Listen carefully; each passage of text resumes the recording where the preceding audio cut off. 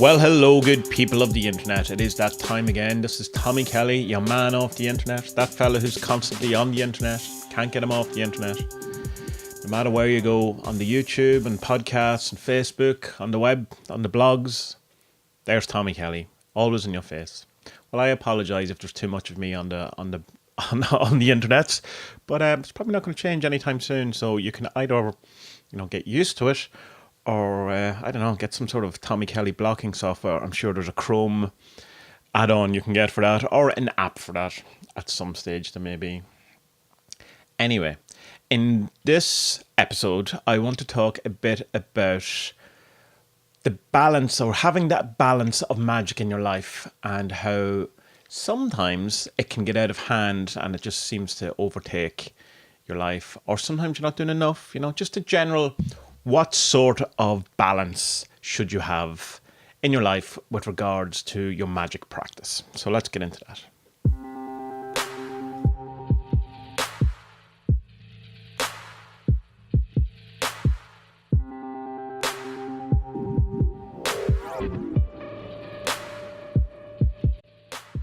So recently enough, over the last couple of weeks, maybe, would I say months?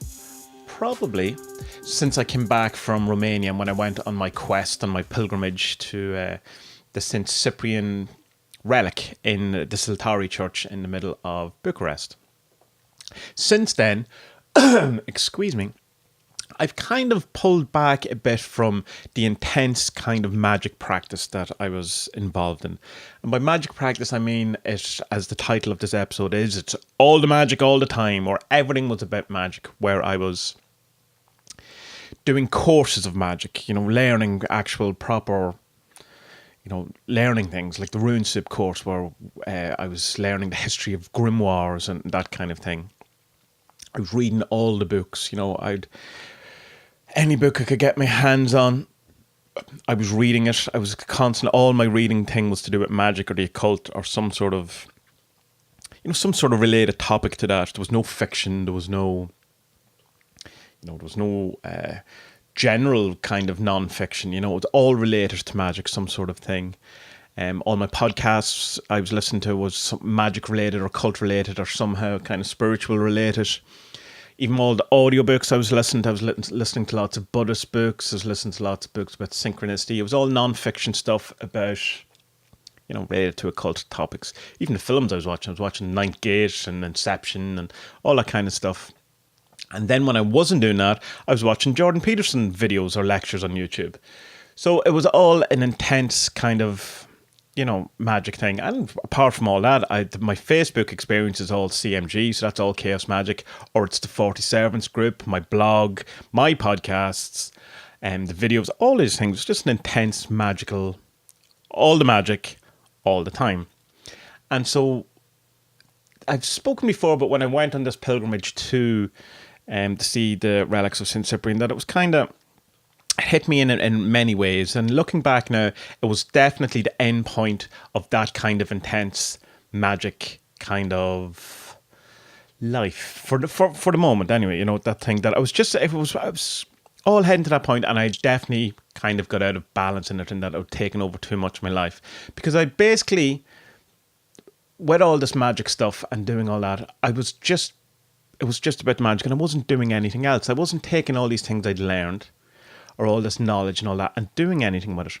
Like, I had done the 40 Servants, and I was doing blogs, and I was doing all this kind of thing, and the podcast and all that, but there was no actual new creation or no direction or balance in it. It was just about getting this knowledge. And I think you do have to go through kind of a period like that, because it's a learning thing, and it's ups and downs, swings and roundabouts.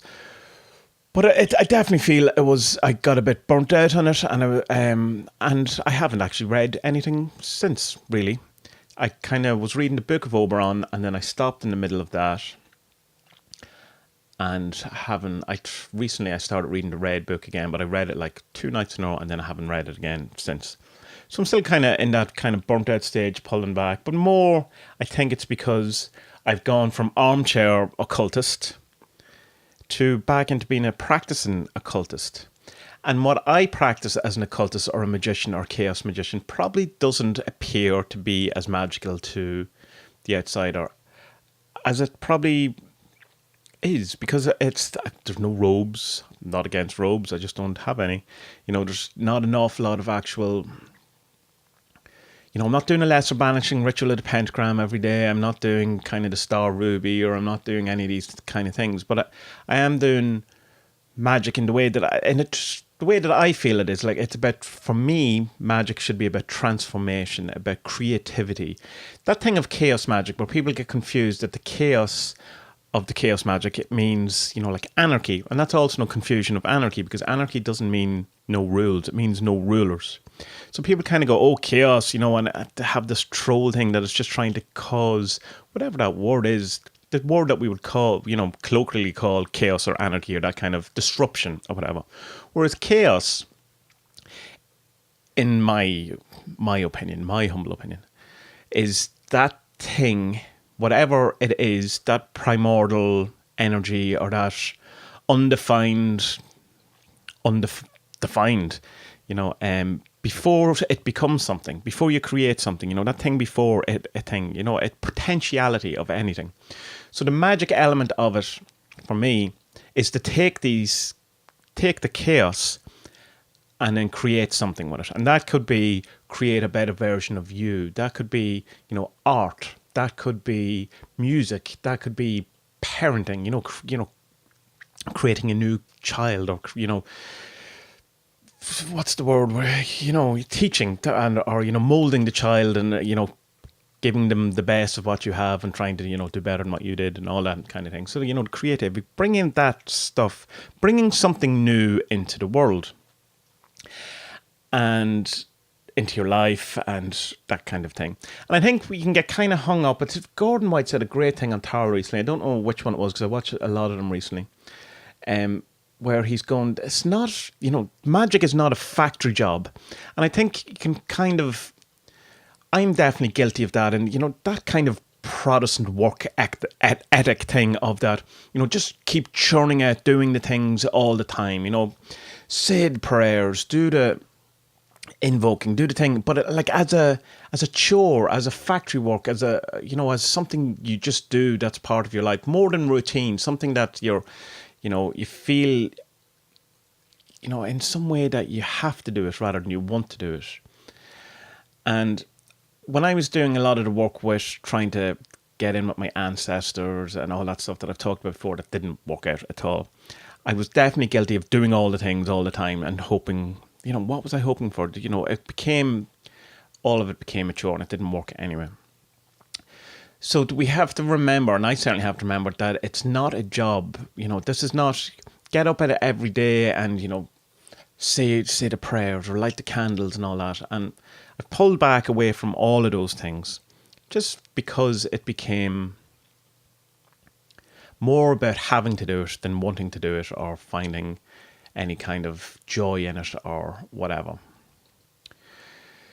So the other thing about magic is that if you are doing magic all the time for things, to change your life or to do that, your life is probably a bit out of balance. If you're constantly doing money magic, then your life is out of balance. There's something going on. If you're every Thursday calling up Saint Expedite and going, Saint dude, can you get me, $400 for tomorrow? I have to pay bills or whatever. And if that's your constant thing, then, you need to sort that out rather than doing magic. It's like the magic then has become a band-aid for little things or whatever, which is why I always stress that I think personal development and self-help and all that should be more a focus in occult circles than it is, because we have to live in this world and we have to interact with this world, and it's all well and good to have these high and lofty spiritual ideas or whatever, and I love them as much as anyone else, but you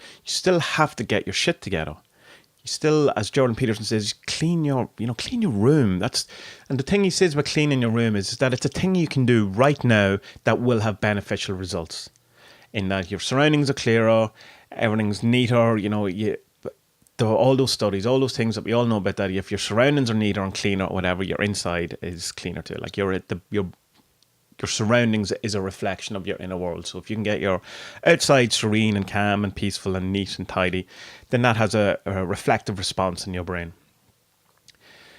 So this kind of thing of lots of, and I was guilty of it for many moons and months and years and all that. My magic practice was, mostly crisis magic, trying to get into doing, trying to solve problems, band-aid problems, like magic as a band-aid to, rather than, actually doing something to fix my life. Like if I was constantly didn't have any money, and rather than, try and sort out like getting a decent income stream or whatever, it was like, oh, just send me some money, or please, whoever it was I was with, or whatever, or whoever I was talking to or aiming with or working with at the time.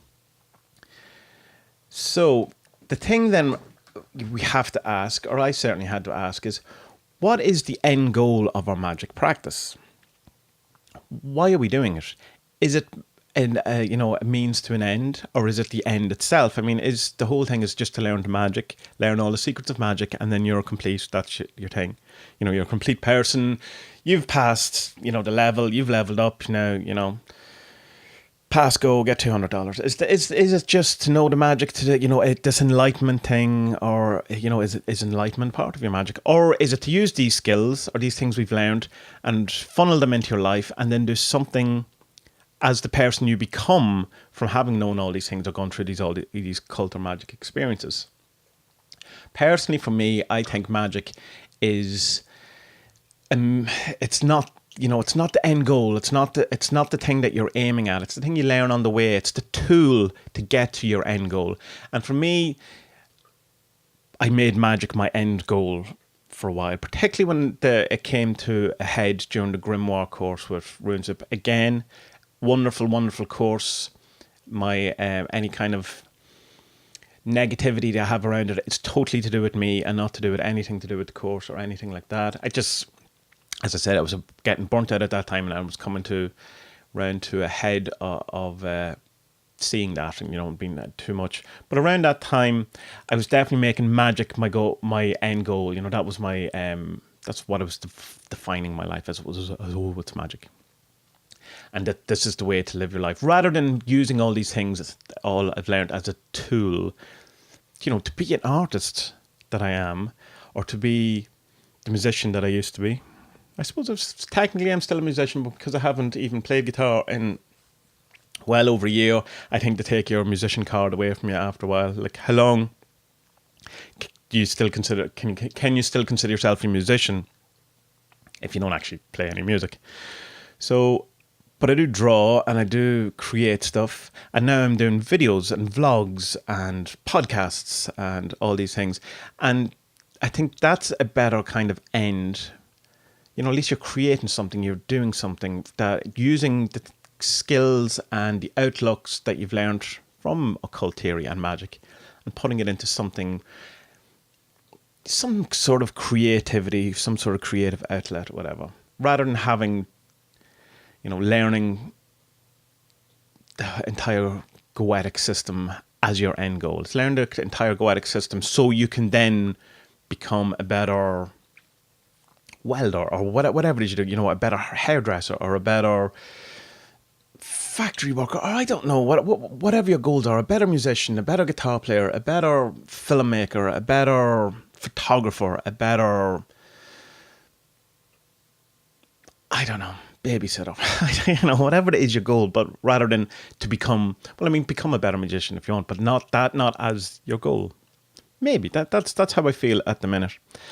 And I think this is because it comes from a lack of imbalance, totally in me. Which brings me to a thing that I wanted to talk about a number of times on the podcast before, and this is the 4 disciplines of the initiates. I found this from Stuart Wilde. I'm not sure if it's totally his idea, because he had a teacher and a lot of his stuff came from him. The teacher was a channeled guy, and the channeler came through in a Chinese accent, and he was called Old Chinese. And that's something that would not happen these days. You just wouldn't get away with that kind of thing, even if this channel, they obviously give away that I don't think channeling's really actual, but yeah, like I mean, there's no way that you're going to have an Abraham Hicks equivalent that's called Old Chinese or I don't know, African black man or something. It's just or something even worse, like all those names, all those titles, and all those labels that are just horrific and we don't use anymore. But anyway, the four disciples or the four disciplines of the initiates, I think, is a great way of looking at what your magic practice should be. I'm saying you do what you want, shall be the whole of the law. It's a great way of how I approach my magic practice. And there's obviously been four disciplines, there's four of them. And the first one is physical, your physical body. Find out how your physical body works rather than, not knowing. Like, where is your spleen? What does your spleen do? What does your pancreas do?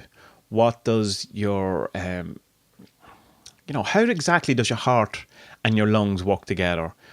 How the muscles work? All of these things, what sort of vitamins you need, or, how your body works in general.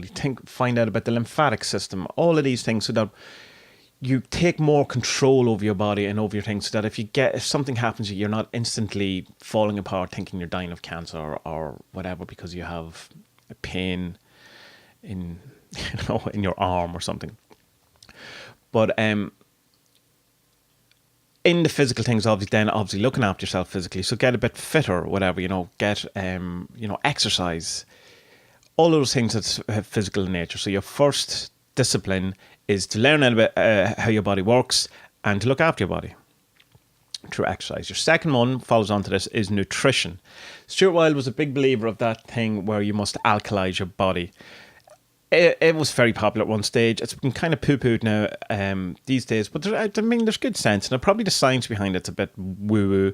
But eat more vegetables than you do stuff. And he talks about alkaline and acid foods, and that you can tell instantly which is alkaline, which is acid by if you don't want to eat it, it's probably alkaline. If you want to eat it, then it's probably acid. But Paul Foster Case also goes on about this in the BOTA teachings, and his thing is to eat as much green food as you possibly can, which is the thing, it has the most sunlight, is the most energy coming in, that chlorophyll that makes plants green is the thing you should be aiming for. So that's easy to do. Just add more green stuff to your diet rather than taking stuff away. So if you have a plate of fries or a plate of chips, as we say, on this side of the water, have a load of salad with it. Have some lettuce with it. Start off by adding this stuff to it rather than taking away stuff. I think is a good thing. And and then find out about your vitamins and your needs. Drink loads of water. Find out about all that. But look after yourself nutrition-wise. You don't have to do the alkaline acid thing or whatever, but find what works for you. I think it's a good starting point. I don't think you should worry too much about pH balances and all that, or trying to alkalize your body so that, but there's an inflammation thing that goes with it as well. Not sure on the science, but I think it's, as I say, it's a good starting point. So that's number 2. Number 3 is emotional balance. Now, with emotional balance, a good place to start is some sort of meditative practice or some sort of mindfulness or whatever, or do some shadow work, or start looking into, the type of things you do, what kind of games you play. Read that book, The Games People Play. I've never read it, but it's the famous one that people talk about when when they talk about the roles people play or the games people play. But have a look at some of your shadow stuff. Go to YouTube and find out about shadow work, or about my big shadow stuff was victim playing and being the victim, and seeing as the world is out to get me, and deliberately self-sabotage myself and things like that, so that I could be the victim rather than be the hero or whatever. Not the hero, but I suppose the opposite of victim is hero. But to allow things to happen, whatever, so that you be, and it's harder because you have to take responsibility for yourself. Being a victim means you don't take any responsibility. So find out about your emotional things and try and work through your emotional problems, your emotional issues, your emotional needs, so that you become a more balanced person. All of these disciplines are about balance. Mindfulness can really help. CBT can really help. Any of these things can help, so just think of it again as sorting out your emotions, so that, like, giving up caffeine can really help with anxiety and stress and stuff like that. try and work out things that if you suffer from stress and anxiety, try giving or cutting down on your caffeine, or learn these breathing exercises or whatever. If you're an angry person, try and work on your anger. Get some help with that. Or if you're depressed or down or whatever, again, try and work through these things. None of this is easy. Obviously, we're not saying it's easy. If it's easy, it would be the 4 easy things that the initiates used to do. But it's not. It's the 4 disciplines. So it's a thing you have to work on. And it's a constant thing that if your emotions are running astray, you call them back, you pull it back, you do the mindfulness thing, and you work on it. It's all of these things are an everyday thing. And number 4 is balance. It gets its own thing. So with all of these things, we need a balance. We need the middle way, and we need to keep things good. So do your work, but also do your play. Learn your magic, but also have your play. Read your magic books, read your fiction books. Be okay with not constantly on the go all the time. Have relaxation. Have sit and watch a box set of Friends or whatever TV show you like. Friends, dating myself. But at the same time, do your work. Do the things you have to do to get to where you want to be and all that. But don't burn yourself out. Don't make it your life's journey just to work, or your life's journey just to play, or your life's journey just to magic. Create, but also watch and relax and, all the things. So, also need balance. Balance in all things. Balance in the physical body, don't overdo it. Balance in nutrition, don't be so strict that you're afraid to have a slice of cake or, a bit of cheese or whatever. I talked before about be careful of what you do and what disciplines you have, because they can become taboos, and rather than, disciplines, they're just things that you aren't allowed to do anymore, rather than things that you're being disciplined about not doing. And again, a balance in emotions, again, like if anger is an issue for you, work on, it's not being so quick to anger, but also don't never get angry either. Anger is an important emotion. It's a strong emotion. It's there for a reason. We need it. It's only when it's, comes in at the wrong times, or you use it wrong, or, it's just your first reaction. It's your habitual reaction rather than the proper reaction, or the right reaction at the time. So balance in all things. So the 4 disciplines of the initiates is the physical body, nutrition, the emotional, and then balance. And if you want to know more about that, it's in The Force by Stuart Wilde. He talks about that a lot. He talks about it in all of his books, but it's mostly in The Force, and it's a bit in The Quickening.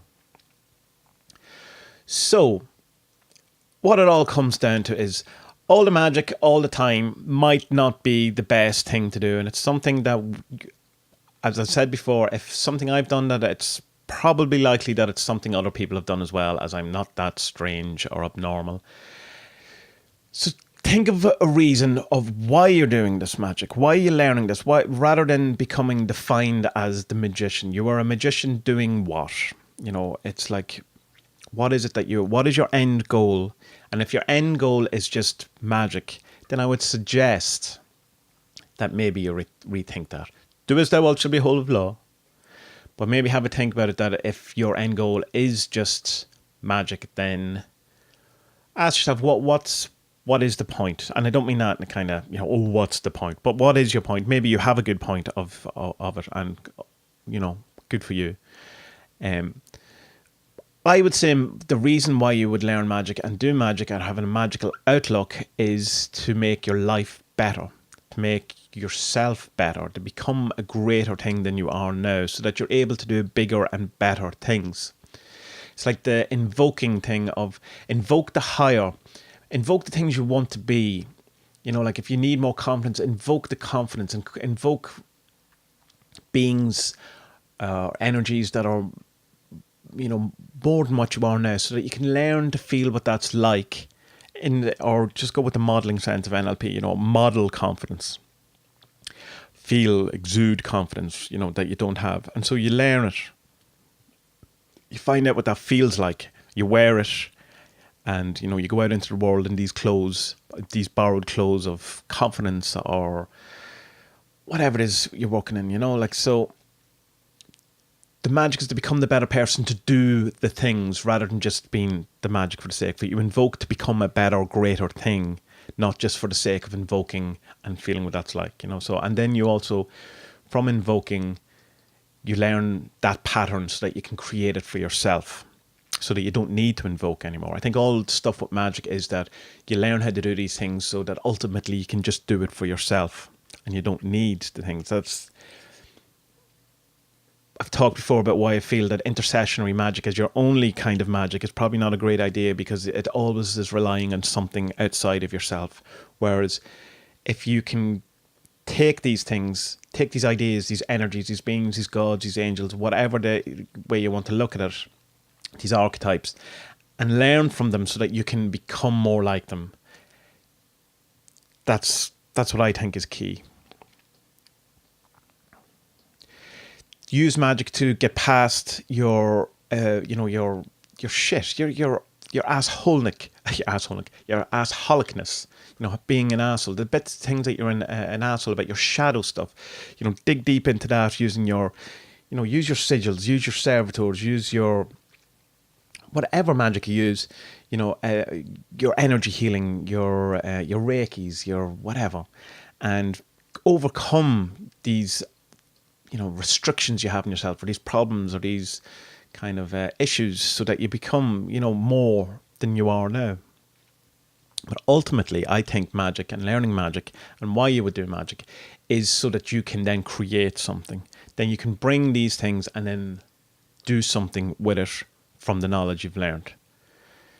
Become a better artist, the better hairdresser, the better babysitter, the better Uber driver, the whatever it is your goal. I don't know what, I can't possibly know what your goal is. The best parent, whatever it is that you've chosen, then bring all of the things you've learned to that goal. Bring something new and turn the chaos into something tangible.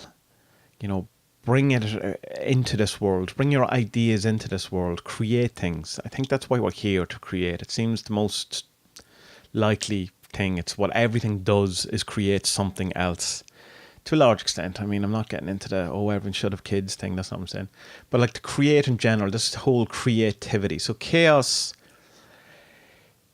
if you have something that like chaos, which is the primordial nothingness that can become the something, and we are here in this existence with the ability to take that and take the chaos and make it into something tangible, bring it into the real world and all that, then I think that should be our focus. Using all the techniques, ideas from magic and from the occult and from spirituality, rather than just have the ideas, the magic, the spirituality and all that as the reason for our existence.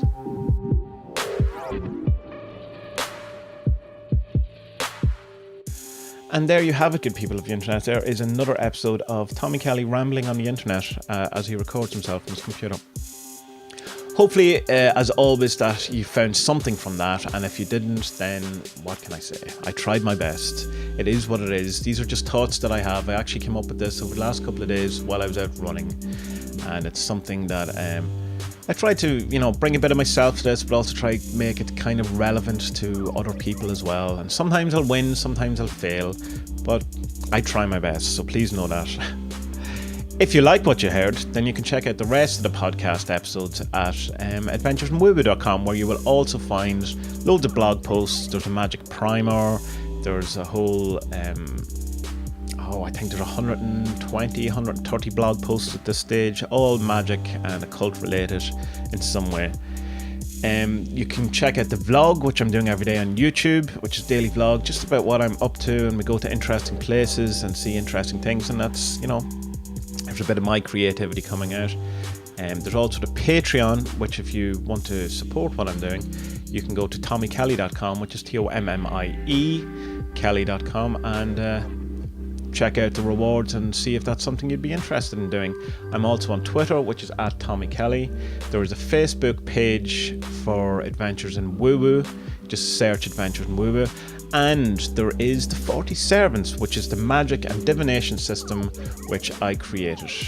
And you can find out about that at the40servants.com or just 40servants.com, or even just go to adventuresinwoo.com and click on the thing that says the 40 Servants. And there is a Facebook group for that as well. And there's an Instagram that I hardly ever use, so you could find me there if you want it. Yeah, all over the internet. So I will talk to you all soon, good people, and I hope you have a wonderful, wonderful week.